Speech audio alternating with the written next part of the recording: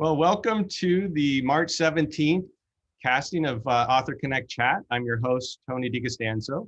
As the president of BookPal, I'm always excited to bring new authors to our audience and love sharing their great ideas for improving organizational productivity, health, and culture.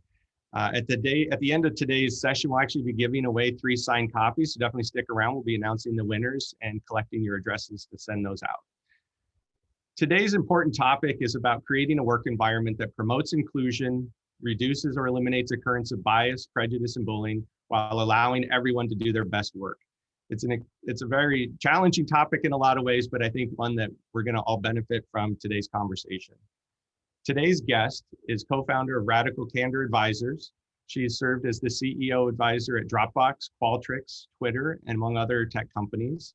She was an executive at Google and then Apple. In her first book, New York Times bestselling Radical Candor, she created a guide and framework for creating personally challenging conversations and better communication with staff.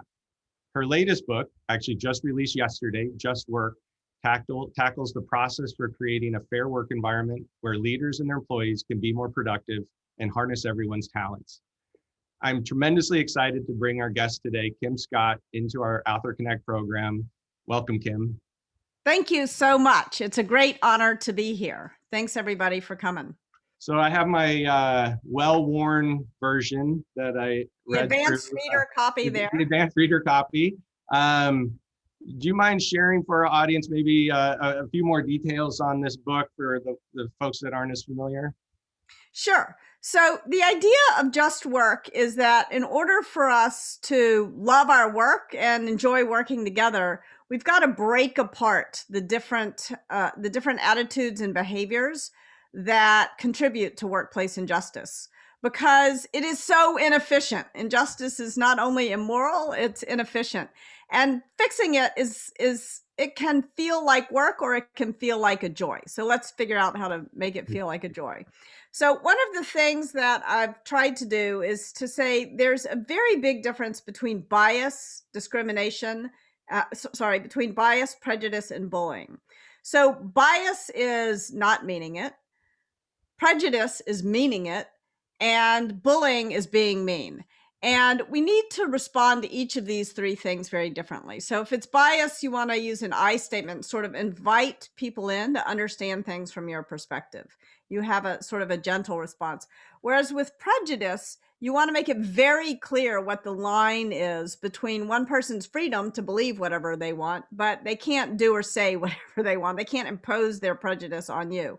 So an it statement can appeal to sort of company policy, it can appeal to the law, or it can appeal to common human decency. So it is illegal not to hire someone because of their hair. It is an HR violation to tell people how they wear their hair to work, or it is ridiculous not to hire the most qualified candidate because of their hair. So that's an it statement. Whereas with bullying, you want a you statement. You want to push that person away from you a little bit. You want to assert that you're in the active role. You don't want to be in the submissive role. And an I statement, my daughter explained this to me. And she was getting bullied at school. She was in 3rd grade, getting bullied at school.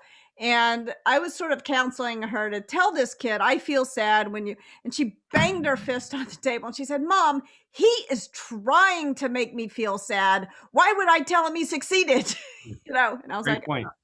Yes, from the mouth of babes. And so you want to say, you can't talk to me like that. Or if that feels like it's going to escalate uncomfortably and unproductively, you want to say, what's going on for you here? The point is you want to put the onus on the person doing the bullying to answer the question. So that's bias, prejudice, and bullying. And then what happens when you layer power on top of those things? Then you get discrimination, when people have the power to not hire someone either out of bias or out of prejudice. That's discrimination. When the bully has a lot of power, it moves from bullying to harassment. And then you have these physical violations that we read so much about today. Everything from the creepy sort of hair sniff to assault, sexual assault, or assault in the workplace. So that's the framework in a nutshell. Those are the different problems. Now, what I tried to do is take a solutions approach to this. So what are the things that we can do as leaders to prevent these things from happening? What are the things we can do as upstanders so that we're not the silent bystander, so that we can intervene? What are the things, what can you say when you don't know what to say when this stuff is directed at you?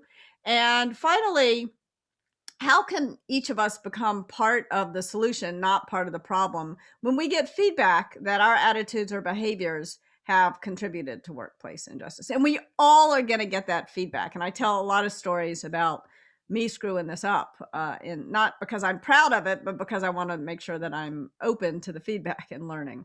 Absolutely. When, as you described through the book, there, talking about that last part of we all make our mistakes, I suppose to some extent, when you're early in your career, you don't have your voice yet. And so there's this process that you went through of discovering and maybe building up some calluses before you started getting comfortable speaking back.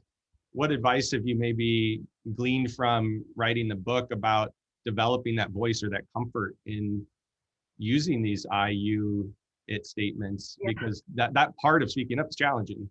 Yeah. It's a difficult thing for the author of Radical Candor to admit, but for much of my career, I was in denial about the things that were happening to me, and also the things that I was doing that were contributing to workplace injustice.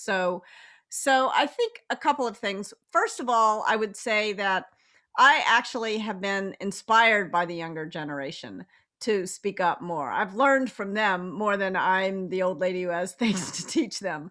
But because I'll never forget when Susan Rigetti, who was then Susan Fowler, wrote her piece about how she had been treated at Uber. I remember thinking, she is much earlier in her career. She's more vulnerable than I am, and yet she had the courage to speak out about what happened to her.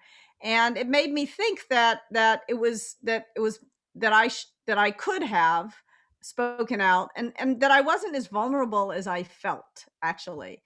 And that's a big thing that I want people to come away from this book feeling, is that each of us has agency to confront these things and to speak up. I think there's kind of there's a default to silence. In tech, we talk a lot about the power of the default. Yeah. And so if your default is to be silent, then we're not going to speak up about these things as much as we can. I don't want to rob choice from anyone. So especially if you're the person who is harmed, I don't want to say you must speak out, or you're not courageous if you don't speak it. You may have good reasons for not speaking out, and I want to respect that. Yeah. At the same time, though, I think that there's a risk to speaking out, but there's also a risk to not speaking out. And I think we're not as aware of that risk of not speaking as we are as the risk of. So I want to help people be more aware that there's a real benefit. There's an upside to speaking out. Maintaining agency, Yeah.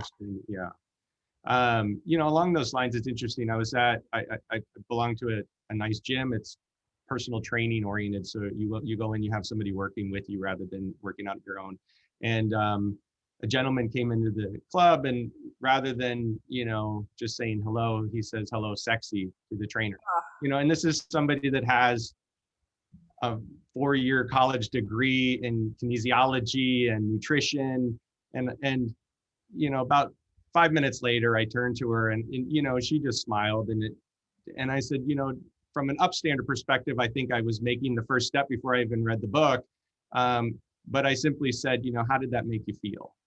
Because I was curious, because I also didn't want to be the upstander that's necessarily like, "Hey, jerk, what do you do?" So, from an upstander perspective, how do you balance those things, perhaps from the perspective of when you actually interject something versus when you just give comfort to the person affected? Because in the book, you do have a number of examples where you would just have preferred somebody to say, "Hey, that kind of sucked," and it would have been enough. Yeah, and thank you for being so aware of the risk, because and even the word upstander is risky. What I mean by upstander is is you're intervening, you're saying something about what, you're not pretending like it didn't happen. Yeah. And there's a bunch of different ways to intervene, and I think you're exactly right to be aware that you don't want to cast yourself as the knight in shining armor, because then you're casting her as the damsel in distress. Kind And of I'm just promotes things in guessing, some ways. yeah, Yeah. she didn't want to be. So I think it was great that what you did was going up to her later. So Hollaback, which is a great organization that encourages people to be upstanders in the face of bullying, which is kind of what he was doing with this "hey sexy" kind of language, even if he didn't intend to. Maybe he Yeah. did, didn't, I don't know.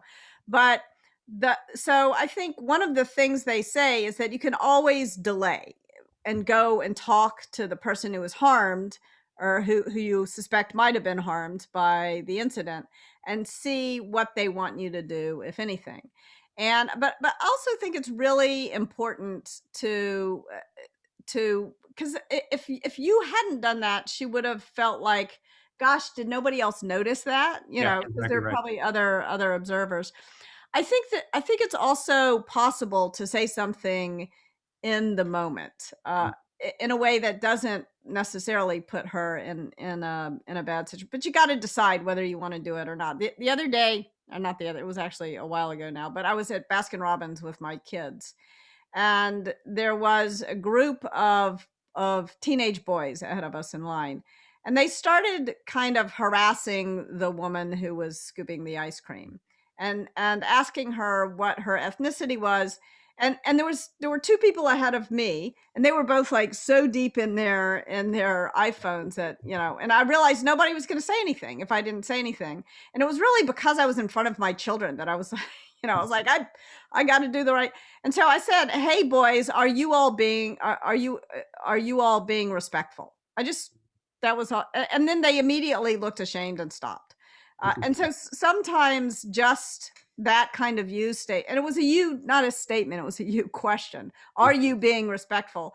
Just sort of pushing back on them a little bit was I was dreading saying anything, and I thought they were gonna, I don't know what I thought was gonna happen, but it was no big deal. And that's what I want people to understand, is that I would have felt bad if I had said nothing. It would have been that would have been the problem. But saying something made me feel, it gave me an opportunity to feel better. It gave the woman scooping the ice cream an opportunity to feel like she wasn't living in this hostile world. And it gave those kids an opportunity to learn something about the way they were behaving. Yeah, I think the subtlety but excellent point to make there too is that you didn't presume that they were intentionally trying to harm her. And that does come up a lot where, I think a lot of people's reaction is to go over the top with this power of like, "Hey kids, shut up," or something to that effect, where it's maybe more aggressive. And the fact that you phrased it as a question made them think about their actions. There's a great analogy in the book about comparing, somebody that's attacking to rubbing a dog's nose in Yeah. poo. And I think there's, maybe you could even speak to that idea that when we do those things, they don't learn from the behavior.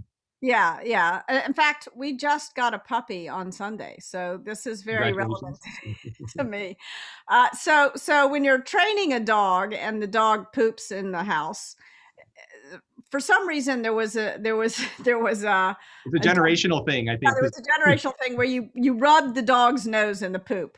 And it turns out that if you do that, all you're doing is to teach the dog to poop in a place where it's hidden. And then it's going to stink, and it's going to be harder for you to find. So you're much better off using praise. So when the dog goes in the right place outside, you praise the dog for doing the right thing rather than rubbing the dog's nose in it. Now, for when it comes to bullying, though, I believe as a leader, you do need to create consequences, but consequences are very different from rubbing the dog's nose in the poop. So when someone bullies someone else in a meeting, there needs to be one of three consequences. There needs to be kind of a conversational consequence where you say, "Okay, I want to hear from everyone." So you got to shut that bullying down when you Mhm. see it. If you're especially if you're the leader. And then you also want to create systems. It is really interesting as an entrepreneur who started several companies and also as an operating leader, when you build the systems about how you're gonna assess people's performance, your performance management systems, how you're going to hire people. Very often, if you're not careful, you're subtly rewarding bullying behavior. And then you shouldn't be surprised if you get more of it. So, in other words, if your performance management system only rewards people for their results and it doesn't factor how they achieve those results and their teamwork, if it doesn't take those things into account, then people are going to be rewarded for bullying. And so you've got to make sure that you're creating consequences for people's pay and people's compensation and also in their careers. Don't promote the brilliant jerk on your team. And so one of the questions that gets asked is that rubbing someone's nose? No, it's creating consequences. And there's a difference there. Yeah, absolutely. So, yeah, it's a subtlety. When you think about, like, obviously the book talks about it. It's been prevalent in a lot of conversations, the Me Too movement.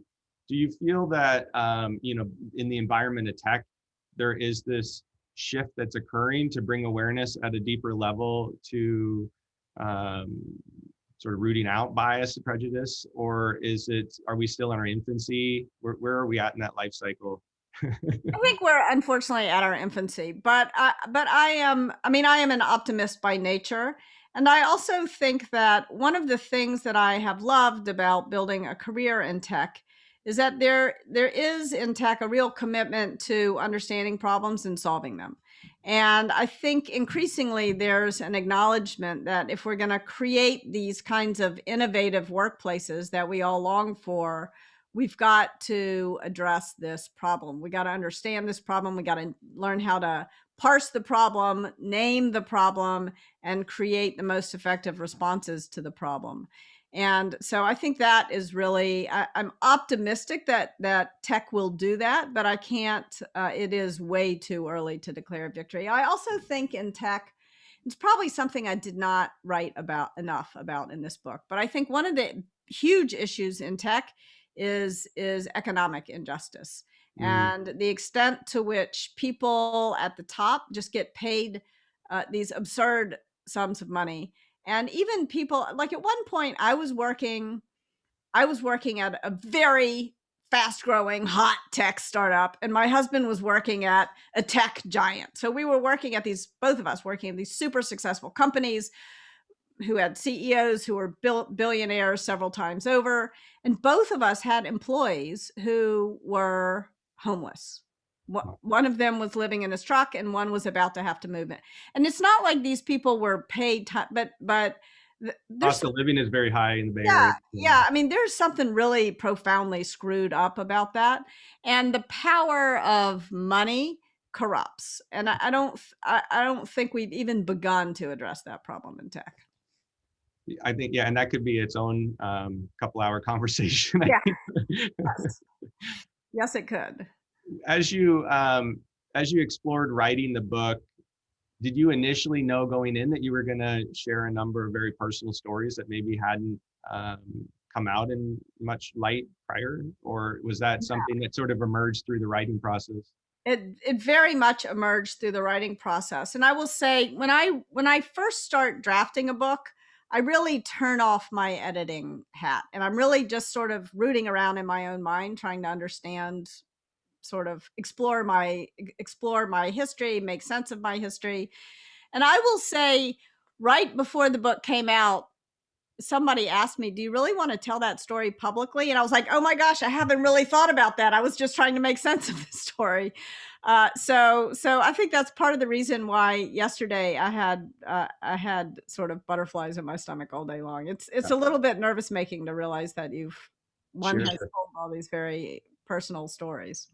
You address it at the end, though, I think, with this idea that there is a component which is to at least caution younger generation employees that these things are possible.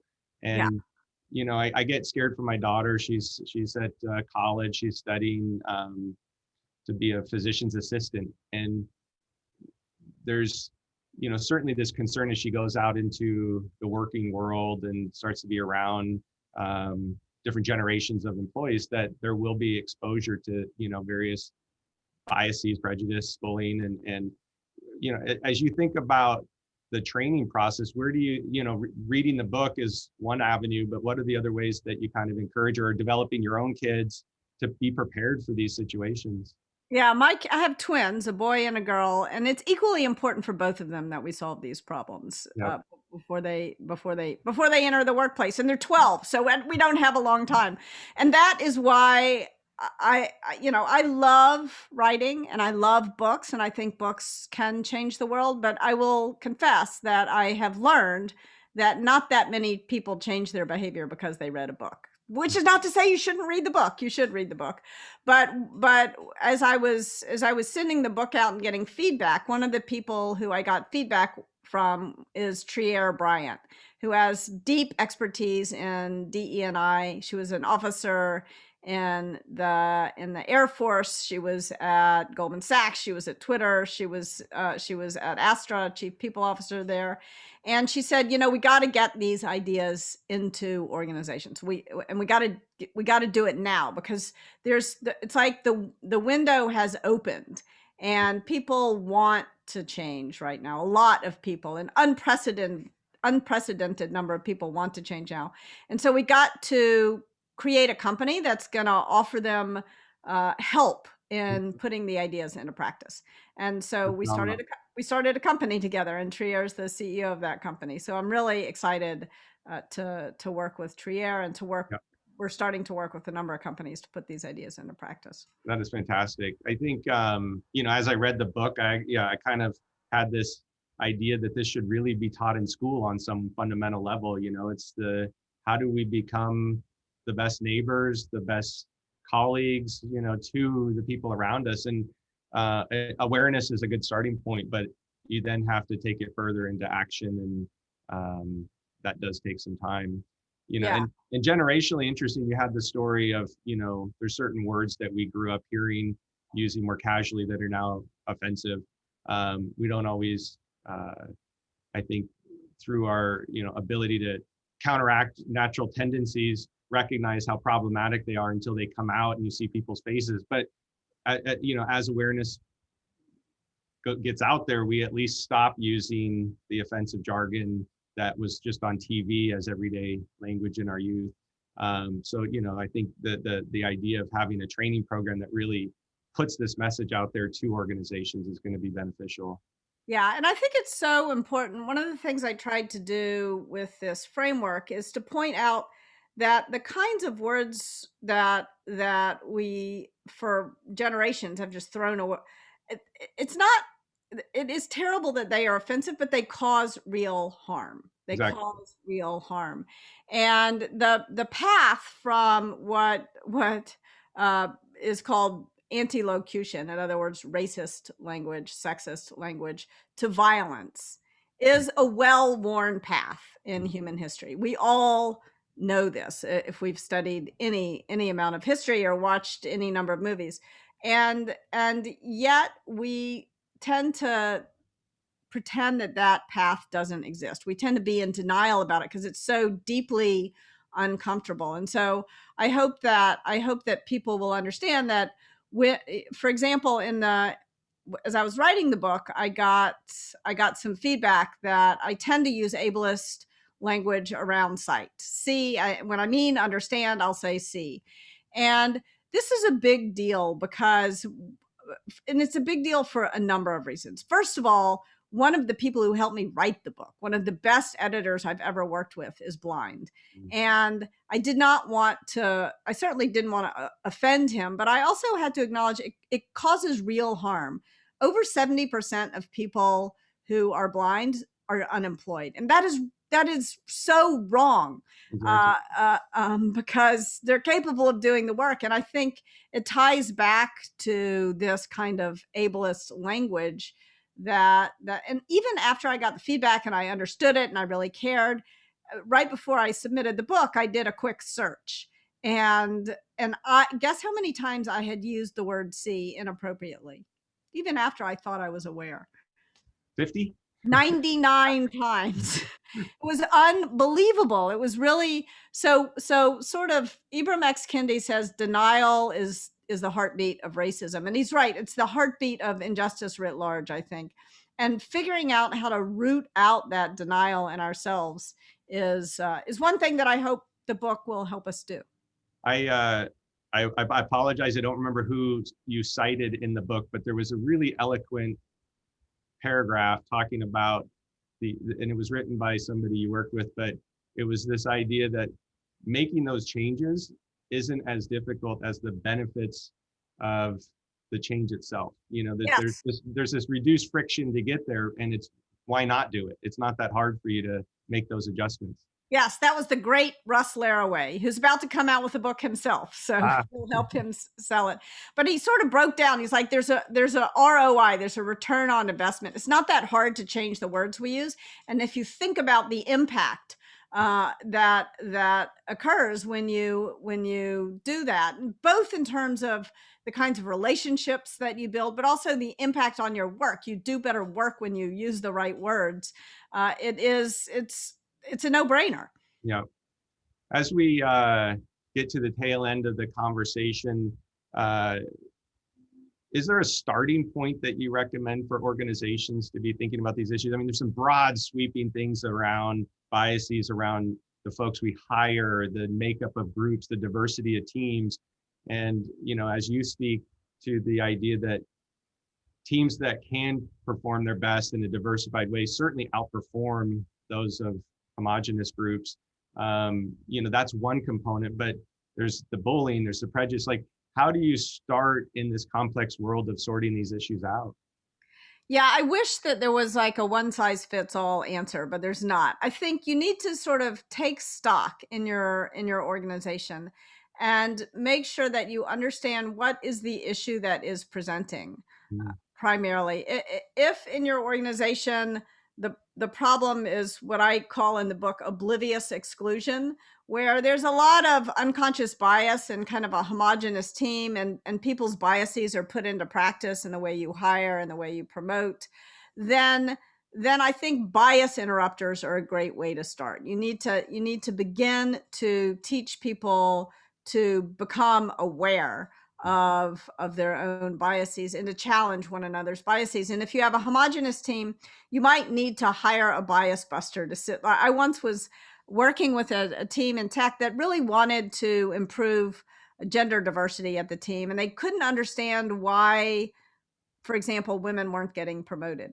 And so they invited me to sit in their promotion meeting, and one of the leaders had two people who were up for promotion, a man and a woman, and they were both great managers, loved by their team.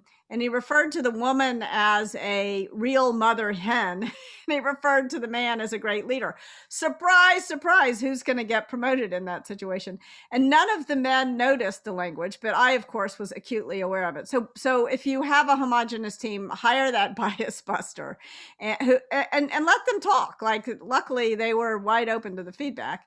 And so I think that's, but if you're working in a place where you suspect that real sexual harassment or sort of Bullying or racial harassment is happening, you gotta deal with that first, because the bias is going to seem like such a it's going to feel less acute to people. Yeah. When you you know, when you wrote through the book, there were a number of situations like the mother hen where almost people didn't recognize the bias. Yeah. And you know, that it's interesting. I was thinking, I'm in a Vistage group, which is, you know, a collection of business owners, and we have a very diverse makeup of members. But it's interesting too about, you know, there's this, I'm a fairly assertive person within the group as far as being more talkative. And so a lot of people will say, oh, you know, what would Tony do in this situation? And similarly, there's a female executive CEO of a large company that gets referred to as the ice queen for similar behaviors. And, you know, and, you know, it's happened now for a long time, so it's kind of taken hold. But, you know, reading the book really highlighted that on some deep level, those types of sayings happen unaware to the ramifications on the back end. And I think, Yeah. I certainly walked away enlightened to at least call teams out about, hey, are we, are we being offensive here and not recognizing it? How are you feeling about that? And I just wanted to thank you for bringing that to my attention. Well, thank you. And thank you for being so open to the impact that words matter. You sell Yeah, books, you know this. And so thank you for being so aware of the way in which words have impact. absolutely. Yeah, it actually, on a personal level too, you had a lot of stories about, not a lot, you carried the issue of having a stay-at-home wife versus working while you're in a career. And my wife and I made the decision that she was going to stay home after our first child. And, we've kind of had this running joke around her returning to work. Our youngest is now turning 13. And, she's brought it up. And the kids are always like, hey, mom, we need you at home. But there's a bias tendency to that around, it ultimately is her decision. And of course, if she wants to go back to work, we'll 100% support her. But we do these things habitually and not recognize always the consequence that, puts pressure on people to do things that maybe aren't in their best interests. Yeah.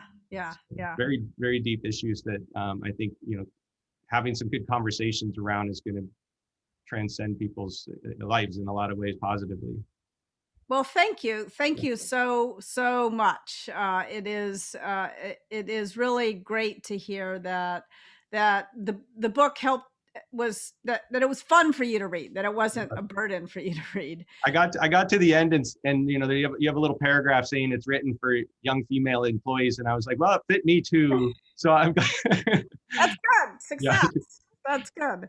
And Uh, in many ways, I wrote it with my father in mind, and hoping that it would, and it did work. He towards the end was like beginning to really understand the notion of systemic injustice. yeah, and it's out there and it's real, unfortunately. Yeah. As we wrap up here, how do people work with your Just Work organization now if they're interested in contacting yourself or Trier? If you go to justworktogether.com, you can see more about our services, or you can send an email to hello@justworktogether.com, or you can send me or Trier an email. I'm Kim at Just Work Together. That's awesome. And I'm not going to give Trier's email because I don't know if she wants me to, but we would be thrilled to hear from you all and thrilled to work with companies and with teams who are, because it is, it's easy for me to say just work. It's hard to put these ideas into practice. It's hard to, one of the things we talk about is the importance of having bias interrupters and creating a shared vocabulary. What are we going to say when we observe bias in a meeting? And then how can people respond? They can respond in one of two ways. Thank you for pointing it out. I won't do it again, or I'll try hard not to do it again. If I do, please do point it out. Or if you don't quite understand the problem with what you just said or did, say, I don't quite get it. Can you explain it to me after the meeting? And that's easy to say. There's a lot of there's a lot of issues, and a lot of, we're going to feel the feelings when we start doing this. And so how can we help leaders manage through that in a way that feels supportive? And it's certainly a conversation worth having. Yeah. And it's a conversation. I just want to reemphasize, it's a conversation that you can enjoy having, actually, that can build trust and build relationships and build a better environment. At the end, I talk about sort of love and joy. Yeah. I think that too often we approach solving this problem with dread. Like, solving this problem is going to eliminate the things that we dread. And so we should look forward to solving the problem. We should enjoy solving the problem together. Well, and you call out the fantastic example of the executive who was being sort of shunned because of calling out issues rather than embraced because she could have actually helped these clients or companies transform for the positive. And I think that's ultimately the mind shift that people need to make, that rooting out the problem is really what's going to lead to the best organizational performance and the best environment for the staff. Yeah. Jennifer Fried, the psychologist, has this great notion of institutional courage versus institutional betrayal. And I think when we approach these problems as like something we don't want to investigate, we don't want to know about, we want to hire lawyers to prevent these things from coming. We want to force everyone to sign an NDA so that these stories never get told, then we're never going to solve the problems, and we're doing what Jennifer Fried calls institutional betrayal, where Mm. and you're betraying the people who are harmed by injustice, but you're also betraying the institution. It does not do any good for a company to bury this stuff until it explodes and takes the whole company down, as well as harming the victims of the injustice along the way. No, absolutely. Any final parting thoughts for the audience as we wrap up? My final parting thought is, really, let's together end the default to silence. Mm. If we do decide to be silent, let that be a proactive choice, but really consider the costs of silence and the benefits of speaking up, and make a conscious decision. Fantastic. Thank you so much today for your time, Kim. I've absolutely thoroughly enjoyed the conversation. I hope it enlightened the audience. We do have 3 winners that we're excited to announce that'll be receiving signed copies of the book. So you'll be hearing from our marketing team to provide addresses, but Amy B, Tim B, and Amanda K will all be receiving a book in the next week and a half or so. Congratulations. And our next AuthorConnect Chat is happening on April 7th with Eileen McDarr. She's the author of Burnout to Breakthrough, and we'll be discussing ideas of reducing energy draining thoughts and improving productivity. Excited to have that event next month. So again, thank you, Kim. It was an absolute joy to spend some time with you today. Thank you, and thanks for everybody who's here listening and eager to hear from you. Fantastic. Yeah, and if anybody's interested in either Radical Candor or Just Work, you can contact sales@bookpal.com. We'll be happy to help your organization with those titles. Buy copies for everyone on your team. Fantastic. Well, have a phenomenal day. Thank you, Kim. Thank you so much. Bye-bye. Bye.